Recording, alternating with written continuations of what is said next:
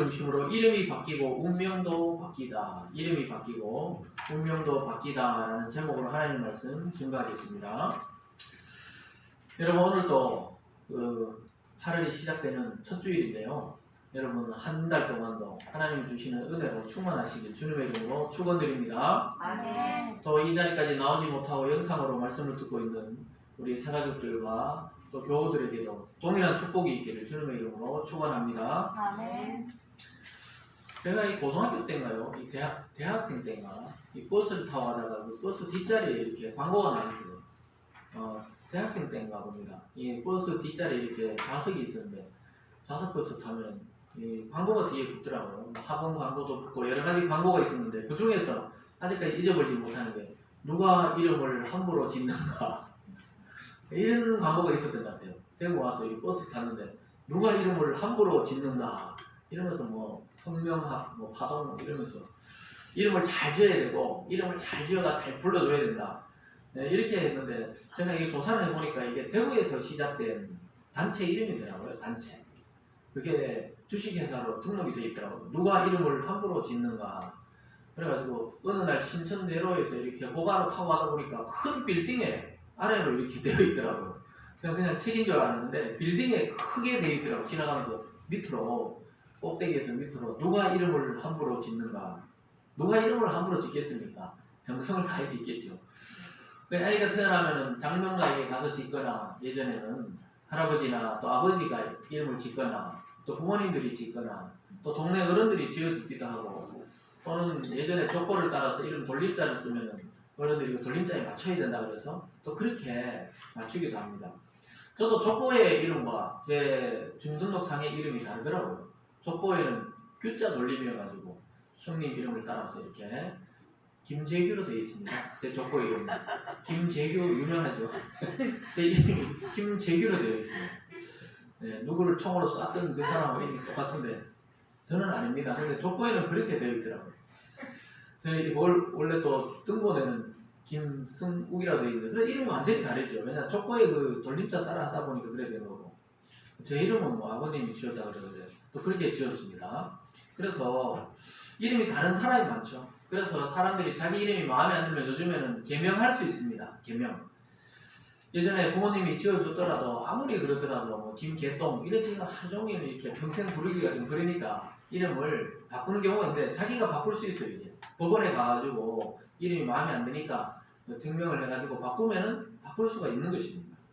어떤 분들은 여자분인데 남자 같은 이름이 있죠. 그죠? 그러면은 자기가 평생 그걸로 불렸는데 이제 어른이 되고 나서는 자기의 이름을 바꾸는 경우를 많이 봤어요. 예를 들어서 뭐 여성 이름이 여성 남성 뭐 차별하자는 게 아니지만 여성 이름이 뭐 김순국이라든가 예를 들면 이름이 이상하거든요.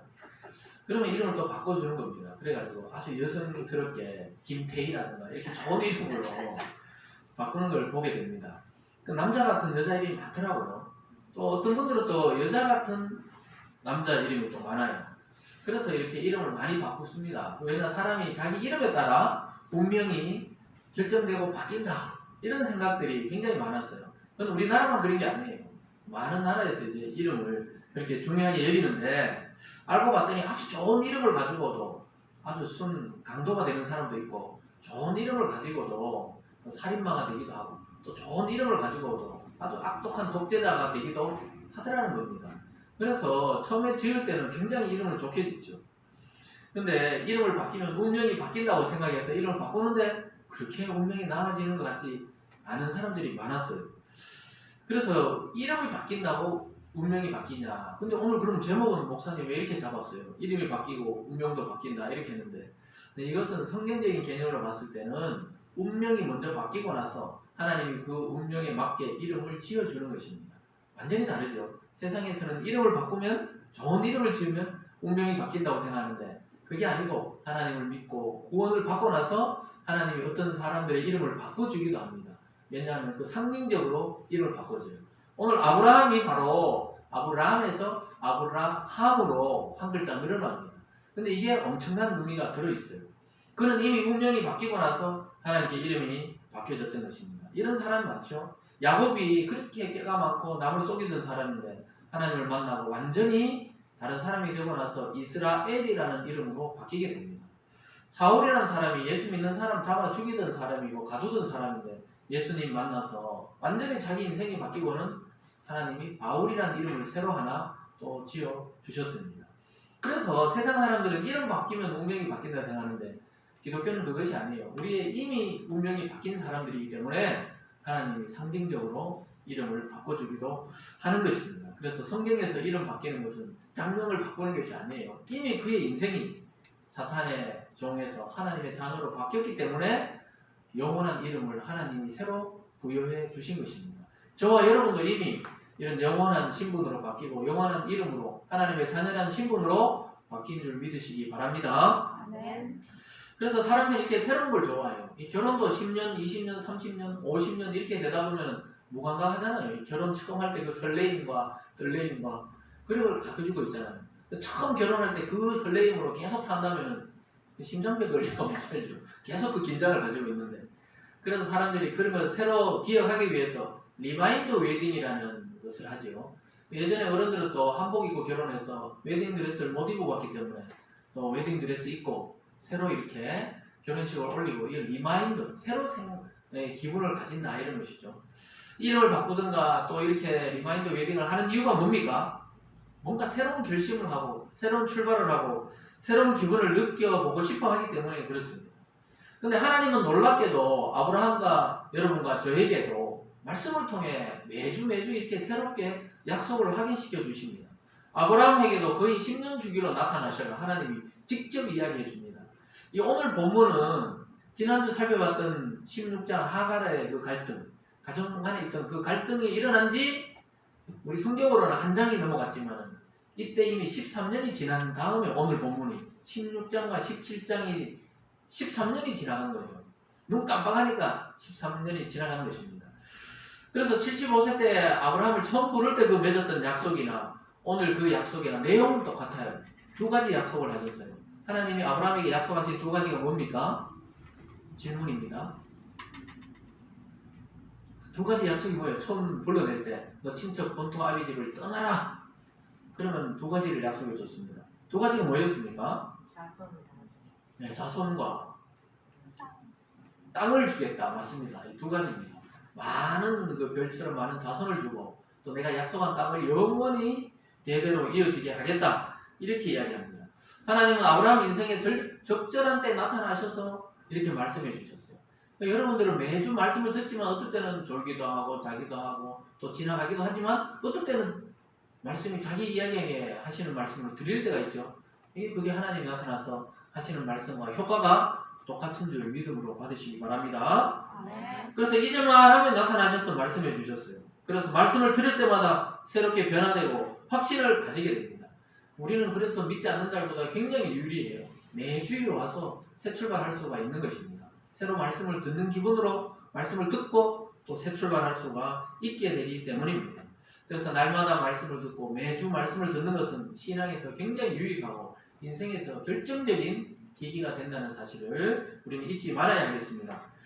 늘 하나님의 말씀은 똑같은 것 같잖아요. 지난주도 약속이고 이번 주도 약속이고 다음 주도 뭐 비슷할 것 같은데 약속이 변하면 안 되니까 늘 이렇게 비슷한 말씀이 선포되는 것입니다. 오늘도 말씀을 통해 새롭게 출발하는 여러분의 인생 되시길 주님의 이름으로 축원합니다. 드디어 하나님은 하나님이 아니고 아브라함이 99세가 되었어요. 지난주 86세에 이스마엘을 낳았다가 막 가정에 막 분란이 일어났는데 오늘 99세, 100세를 1년 앞두고 있는 것입니다. 그때 다시 찾아오셔서 말씀하셨어요. 아브라함은 이제 육체로는 소망이 없다 생각했습니다. 99세 된 할아버지가 아이를 낳을 수 있다고 생각을 할 수 없는 그 지경이 되었을 때 하나님이 또 찾아오셔가지고 또 후손과 땅에 대해서 또 이야기를 하는 거예요. 자, 이거 믿을 만합니까? 믿지 못하겠죠. 자기 육체로는 이걸 믿을 수가 없어요. 근데 하나님의 능력으로는 이 일이 가능하다고 또 이야기해주고 있습니다. 여러분, 지금까지 안 되던 일들이 있잖아요. 또 되겠나? 반드시 하나님 안에서 이루어질 줄 믿으시기 바랍니다. 그래서 오늘 또 그리스도 안에서 주신 구원의 약속을 다시 한번 확인하시고 믿음으로 승리하는 저와 여러분의 삶이 되기를 주님의 이름으로 축원합니다. 오늘 첫 번째로 보면요. 하나님께서 아브라함의 이름을 바꾸어 주시는 장면이 나옵니다. 이름을 바꾸어 주시면서 영원한 언약을 맺어요. 지금까지도 언약이었지만 이제 영원히 언약을 맺습니다. 완전히 결혼식 하는 장면하고 아주 비슷한 장면이 오늘 등장하고 있습니다. 4절로 가볼까요? 4절을 함께 읽어보겠습니다. 4절입니다. 시작. 오라 내 언약이 너와 함께 있으니 너는 여러 민족의 아버지가 될지라. 하나님이 지금까지는 내 후손이 많이 나오고 뭐 이렇게 많은 이야기했는데 오늘 하나님이 왕국의 아버지, 여러 민족의 아버지. 예전에 성경에 번역할 때는 열국의 아버지, 그러니까 수많은 나라의 원조가 되게 하겠다, 아버지가 되게 하겠다, 조상이 되게 하겠다 이렇게 약속합니다. 지금 아브라함이 친자식은 몇 명입니까? 아브라함의 친자식이 몇 명이에요? 99세 때까지? 친자식이 없어요. 그런데 여러 민족의 근원이 되게 하고 아버지가 되게 하겠다 이렇게 말하고 있는 것입니다. 이해할 수 없는 거예요. 여러분들에게 영원히 사는 생명을 부여합니다. 사실 믿지만은 이해는 안 되잖아요. 왜? 우리는 곧 죽을 거니까. 나이가 많아서 죽음에 이르게 되는데 영원히 산다니까 안 믿는 거예요. 맞죠? 아브라함이 그런 거예요. 99세까지 아직 한 명도 없고 종을 통해서 겨우 한 명 낳는데 하나님도 그거 아니라고 이야기하니까 소망이 없는데 하나님은 열국의 아버지가 되게 하겠다 이렇게 말씀하고 있는 것입니다. 과연 이것이 일어날까? 참 의심스러운 일이죠. 그러나 하나님은 끝까지 아브라함이 하나님의 말씀을 믿고 따라오기를 지금 원하고 있는 것입니다. 그래서 그 약속의 의미로 오늘 이름을 바꾸어주면서 열국의 아버지라는 이름으로 바꾸어줍니다. 5절부터 7절까지 말씀을 함께 읽어보겠습니다. 5절부터 7절까지입니다. 시작. 이제부로는 내 이름을 아브라함이라 하지 아니하고 아브라함이라 하리니 이는 내가 너를 여러 민족의 아버지가 되게 함이니라.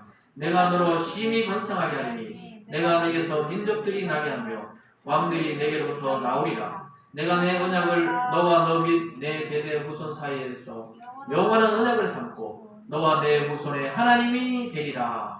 아멘. 대대 후손의 언약을 삼겠다 이렇게 하면서 아브라함이 아브라함이로 이름이 바뀌게 됩니다. 존귀한 아버지 이런 뜻에서 열국의 아버지, 수많은 족속의 조상이 되게 하겠다 이렇게 약속하면서 이름을 바꿔주고 있습니다. 그러면서 이것이 너에게 끝나는 것이 아니고 대대 후손 자자손손까지 약속해 주고 있습니다. 근데 나중에 신명기에 가서도 그렇죠. 우리에게 저주는 하나님이 3, 4대까지 가게 하지만 축복은 1000대까지 가게 하겠다 이렇게 약속하고 있습니다. 여러분 믿음을 통해서 여러분의 자자손손 1000대까지 축복을 받으시는 그런 가문 되시길 주님의 이름으로 축원합니다. 오늘 완전히 이 결혼식과 똑같다 그랬잖아요. 너는 나의 백성이 되고 나는 너의 하나님이 되겠다. 남자 여자 결혼할 때 어떻게 합니까? 나는 너의 남자가 되고 너는 나의 여자가 됩니다. 그러면서 주례사가 하면서 성원 선언문을 딱 낭독하고 나서 이제 두 명의 남녀가 부부가 됨을 선포합니다. 이렇게 말하듯이 오늘 이 본문이 바로 아브라함과 아브라함의 후손과 하나님이 언약을 맺고 결혼하는 장면과 똑같은 것입니다. 여러분 우리는 그리스도 안에서 이 사건이 일어났어요. 예수님이 십자가를 지심으로 저와 여러분의 죄를 대속하고 나서 우리는 하나님의 자녀가 되고 하나님의 식구가 되고 하나님의 몸이 된 그런 사람들입니다. 믿습니까? 그래서 주님 다시 올 때 부부관계로 이 교회는 신부고 주님은 신랑으로 오신다. 이렇게 되어서 한 몸으로 되는 것입니다. 그래서 저와 여러분은 이 언약 안에 이미 들어가 있는 줄 믿으시기 바랍니다. 그래서 아브라함이 하셨던 언약과 동일한 내용이 지금 우리들에게 계속해서 그리스도 안에서 이것이 적용되고 있는 것입니다. 아브라함은 도저히 믿음이 생길 수 없었는데 하나님이 이름을 바꿔주시면서까지 언약을 맺고 있는 거예요. 아브라함은 변해도 하나님은 변치 않는다는 사실을 오늘 이 사실을 통해 알게 됩니다. 처음 불러낼 때 갈대아 우르에서 약속한 거나 지금 약속한 거나 똑같습니다. 거의 25년, 30년 가까이 똑같은 말씀으로 안심을 시키고 있는 거예요. 아브라함은 계속 변했죠. 종을 아들로 삼으라 그러고 하가를 통해서 양자를 삼으라 그러고 계속 이렇게 변했지만 하나님은 변치 않고 있다는 사실입니다. 저와 여러분의 감정이 변해도 하나님은 변하지 않는다는 사실을 깊이 인식하시기 바랍니다. 그래서 하나님은 아브라함의 복이 후대로 상속되도록 만들어주셨습니다. 하나님은 그럼 아브라함의 하나님이 되어주시겠다고 여러분의 하나님이 되어주겠다 이러면 얼마나 든든하고 안심이 됩니까? 바로 이렇게 약속하고 있는데 그리스도 안에서 저와 여러분의 하나님이 되어주겠다고 이미 약속하신 줄 믿습니다. 아멘. 하나님은 영원한 약속은 그리스도 예수가 오심으로 해서 우리와 연결이 된 거예요. 아브라함께 이야기했던 게 아브라함의 후손으로 오신 예수님과 우리가 그걸 믿음으로 아브라함과 우리가 연결된 겁니다. 이제 아브라함의 축복은 교회 안에서 저와 여러분에게 이어지고 있다는 사실을 그 사실에 눈을 떠야 됩니다. 하나님은 우리의 하나님이 되어 주셨습니다. 우리는 육체적으로는 이스라엘의 피가 하나도 섞이지 않았습니다. 그러나 예수 그리스도의 오심을 통해 그리스도 안에서 그 구원의 사역, 구원의 의미가 우리에게 접목이 된 것입니다. 바울은 이것을 접붙임으로 이야기했어요. 이스라엘의 원가지를 잘라내시고 이방인의 누리를 거기 접붙여가지고 이스라엘의 사람이 되게 했다고 말하고 있습니다. 그래서 전 세계에 예수 그리스도를 믿는 자들, 또 예수 그리스도를 믿고 죽은 자들이나 앞으로 믿을 자들 모두가 영적으로는 이스라엘이고 아브라함의 후손이 되었습니다. 그래서 우리의 구원은 아브라함에게 했던 이 약속이 그리스도 안에 우리에게 지금 이야기하는 거예요. 너와 너의 자손에 하나님이 되어주겠다. 이렇게 지금 약속하고 있습니다. 하나님은 그리스도 안에서 세우신 영원한 생명의 언약을 반드시 이루실 것입니다. 그리고 우리에게 영생을 선물로 주신다는 그 사실도 이제 변하지 않습니다. 하나님은 지금 99세 된 아브라함에게 약속하고 있어요. 처음 너를 갈대우리에서 불러낼 때나 지금이나 또 앞으로도 나는 영원히 변하지 않겠다고 하나님이 영원한 언약을 아브라함이 이름을 바뀌는 것을 통해 세우고 있습니다. 여러분, 우리를 향하신 하나님의 뜻, 또 하나님의 마음도 그렇습니다. 한 번 구원하신 사람을 다시 버리는 일은 없습니다. 그러면 하나님이 아니시죠. 하나님이 변하면 하나님이 아니시죠. 그럼 우리는 막 어떨 땐 죄를 짓기도 하고 우리 마음이 변하기도 하는데 그래서 우리한테 중심을 두는 것이 아니고 그리스도에게 하나님께 중심을 두고 바라봐야 됩니다. 하나님이 변치 않기 때문에 여러분과 저희의 구원도 변하지 않는 줄 믿습니다. 네. 변함없으신 하나님께 눈을 고정하시고 신뢰하시기를 주님의 이름으로 축원드립니다. 네. 오늘 두 번째 보면은 이름은 바꿔준 게 아니고 영원한 땅을 선물로 주겠다고 또 약속하고 있습니다. 이것도 이미 불러낼 때 약속한 이야기입니다. 아브라함 불러낼 때 뭐라 그랬어요? 하나님이 너는 갈대아의 우루 너의 친척과 아비와 본토를 떠나 내가 지시할 땅으로 가라. 내가 지시할 땅으로 가라. 그 땅을 너와 내 자손에게 기업으로 주겠다. 이렇게 약속했는데 이미 이 가나안 땅에 와서 살고 있는데도 잊어버리고 있었는데 하나님이 또 이야기합니다. 8절에서 이렇게 말합니다. 8절입니다. 시작. 내가 너와 내 후손에게 내가 거류하는 이 땅 곧 가나안 온 땅을 주어 영원한 기업이 되게 하고 나는 그들의 하나님이 되리라. 땅을 줘가지고 또 그들의 하나님이 되겠다. 이런 신이 어디 있습니까? 맨날 빌고 뭘 갖다 바쳐야 이렇게 좀 잘해줄게. 이게 보통 우상이나 신인데 하나님은 땅도 주고 자손도 주고 그리고 내가 너의 하나님이 되어주겠다고 이렇게 모든 걸 주시는 하나님을 우리는 바라보게 됩니다. 그래서 우리는 막 비는 종교가 아니에요. 하나님 앞에 막 빌어가지고 하나님께 복을 좀 받자 이런 종교가 아닙니다. 이미 복을 받았기 때문에 하나님께 감사해서 기도하고 감사해서 예물을 드리고 감사해서 인생을 헌신하는 것이지 내가 막 이렇게 열심히 했기 때문에 하나님이 이렇게 주는 그런 조건을 세워서 하나님이 이렇게 조건에 맞기 때문에 주는 게 아니라는 거예요. 그러면 은혜가 아니고 선물이 아니죠.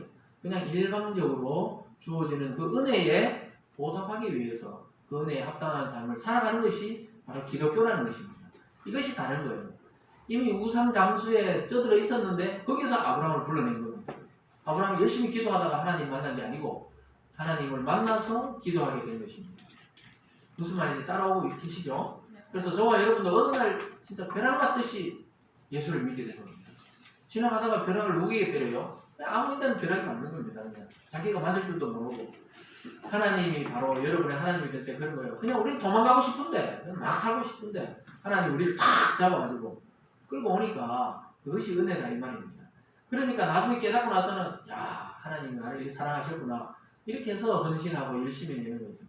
어릴 때 막 반항할 때는 부모가 날 사랑하는지 모르다가 어느 날 내가 부모가 되고 철이 드니까 야 우리 부모도 이렇게 내 똥 닦고 기저귀 갈고 이렇게 키웠겠구나 이걸 깨닫지. 제가 어릴 때 부모가 이렇게 나를 키웠다고 생각을 못하죠. 내가 알아서 큰 줄 알죠 어느 날. 근데 아기를 낳아서 길러 보면은 야, 나도 누군가 사랑을 이렇게 받고 우리 엄마 아빠도 이렇게 키웠겠구나. 다 그런 거거든요.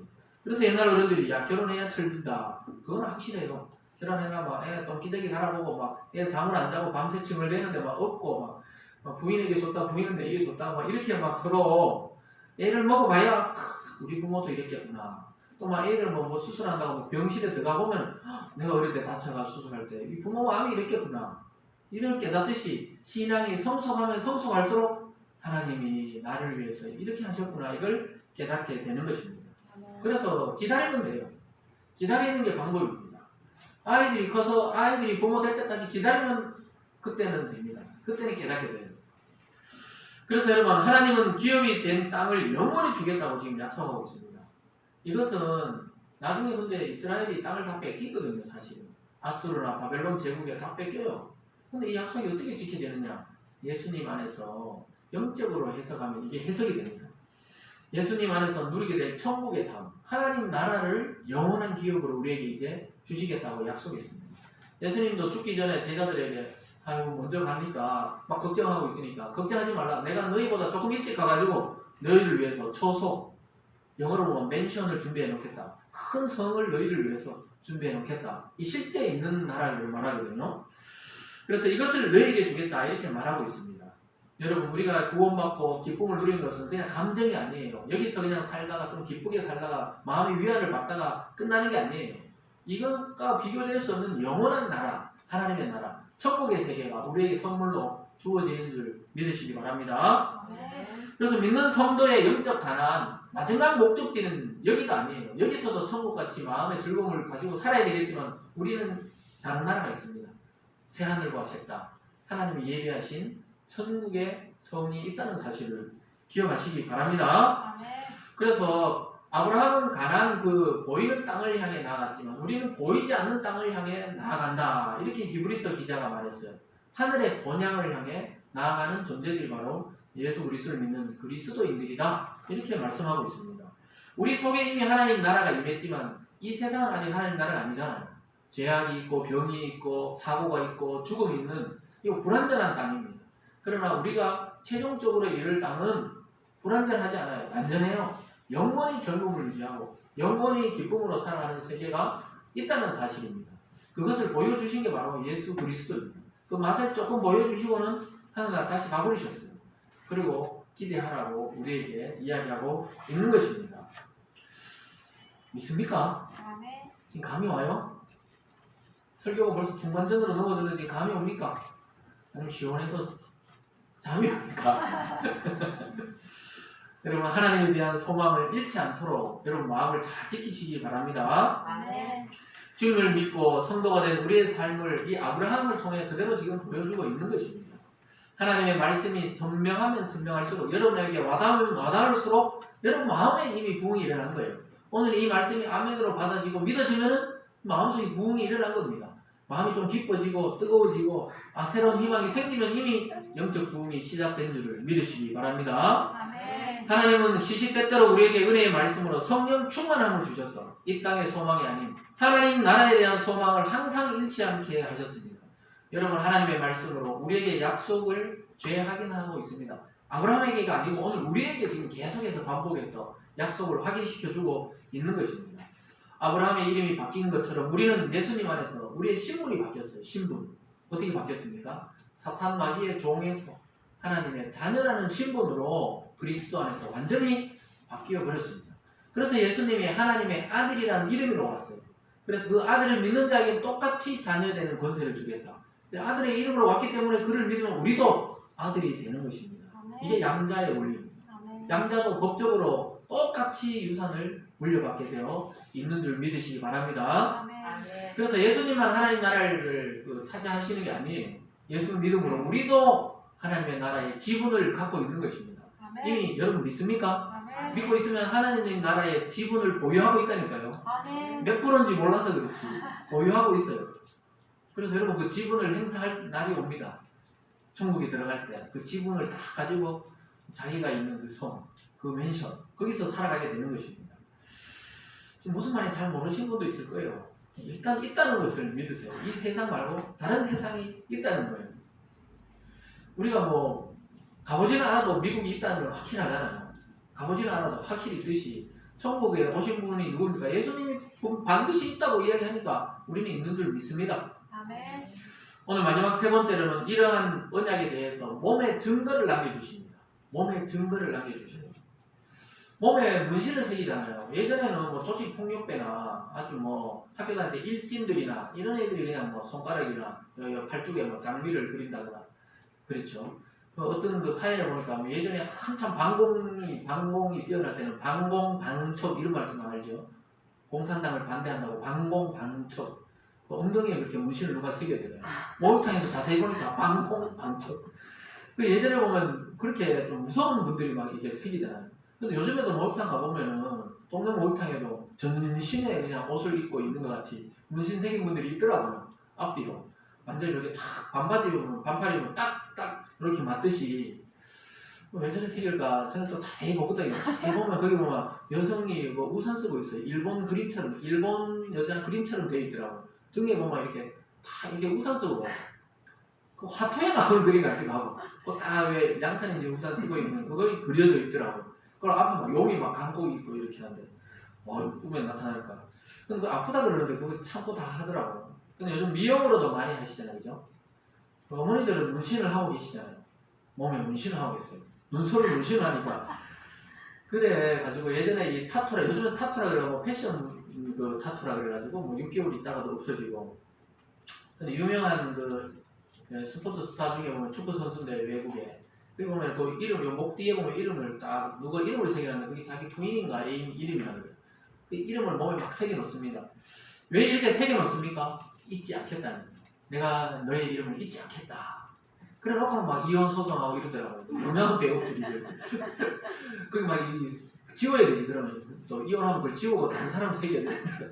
어쨌든 몸에다가 그걸 새긴다는 것은 잊어버리지 않고 그렇게 내가 너를 잊지 않겠다 이런 의미인데 하나님이 오늘 아브라함 몸에다가 이 언약에 대해서 증거를 새기자 이렇게 말하고 있습니다. 아주 은밀한 곳에 이 몸에다가 새기자. 네뿐만 아니고 너 자식과 후대들과 네 가문에 있는 모든 남자들은 이것을 행해야 내 자손이 된다. 이렇게 약속하고 있습니다.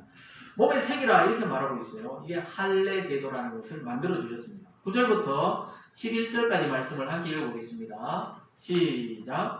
하나님이 아브라함에게 이르시되 그런즉 너는 내 언약을 지키고 내 후손도 대대로 지키라.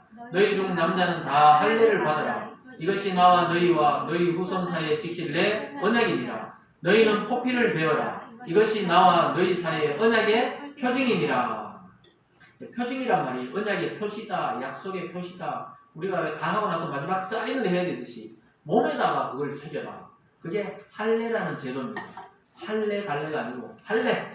할례란 말은 무엇을 말인지 우리나라에서는 잘 모르죠. 할례.